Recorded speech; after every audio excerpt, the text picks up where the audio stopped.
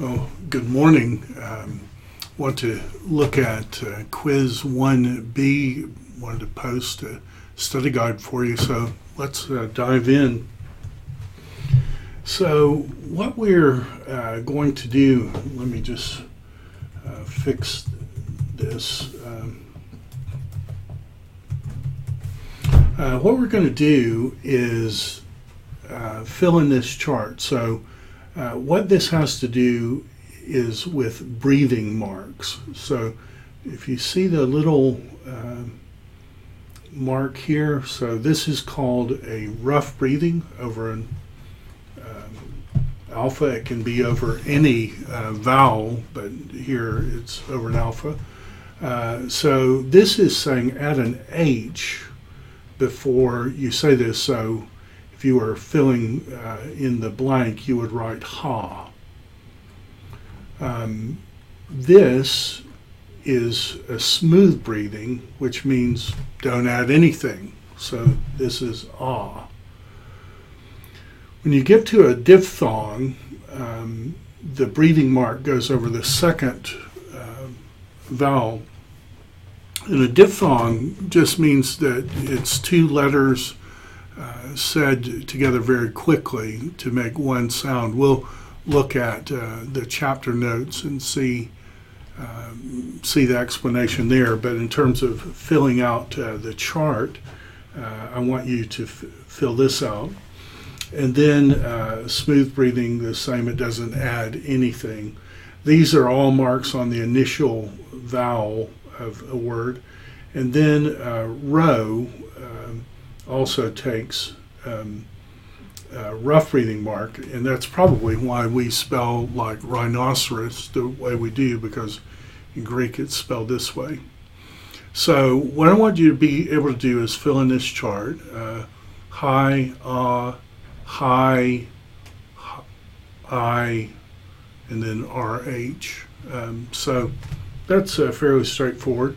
The second is write out the Greek letters from memory, and this is the uppercase Greek letters. So why don't we look at the chart and then we'll write that out. So alpha, beta, gamma, notice that's a little bit of a difference there. Delta, epsilon, zeta. Now, eta is going to be hard because that looks like a capital H, and it's not a capital H, it's a capital eta in Greek. Theta, iota, kappa, lambda, just a higher position of the point there. Mu, nu. Notice that while it looks like a V in the small case, it looks like a regular N, so it's going to help us. C, so that's radically different. We'll have to learn that. Omicron, pi, rho, sigma, a little bit different. And so sigma has a form that it's at first or in the middle. This is the capital form. If it's last, it has that form. And notice it's only the one of the letters that has a final form. Tau, upsilon is a little different. Phi, chi, psi, omega is radically different. So what I want you to be able to do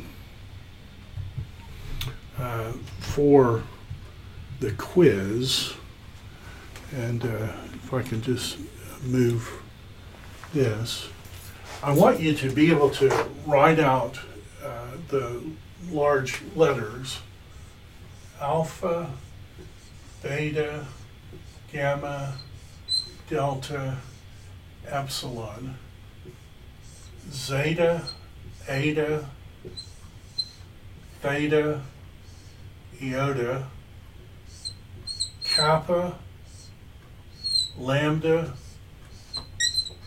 mu, nu, C. Sorry, I can do better than that. Omicron, pi, pi rho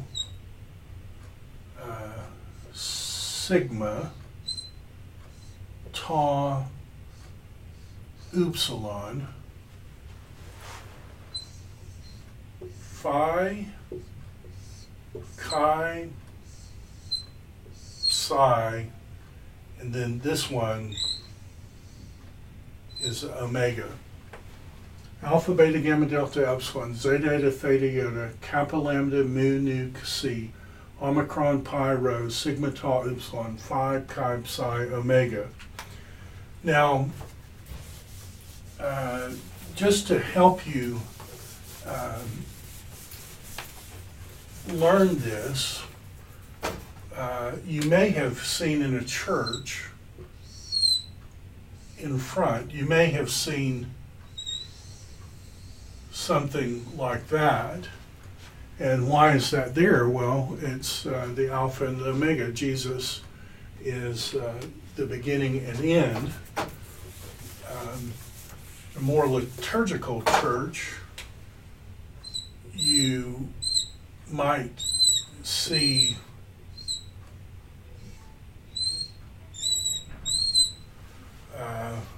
and a lot of people think that stands for in his service, but actually this is the way you abbreviate the word Jesus.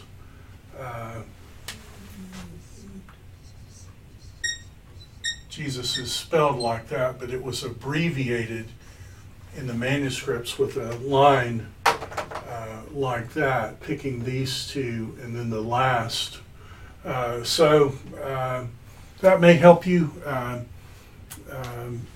Make sure you're able to do those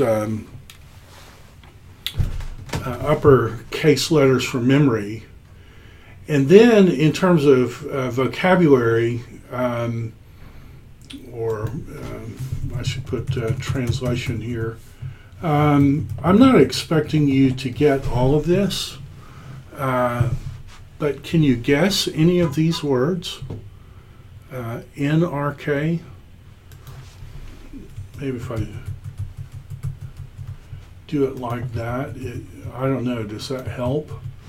NRK, ein halagos, kai halagos ein, pros ton theon, kai theos ein halagos, hutos ein, NRK, pros ton theon, panta, di altu egenita, kai chorus altu egenita, udehen, hagigonen in alto zoe ein, kai he zoe ein tophos ton anthropon, kai tophos in te scotia fine, kai he scotia alta u kata leben.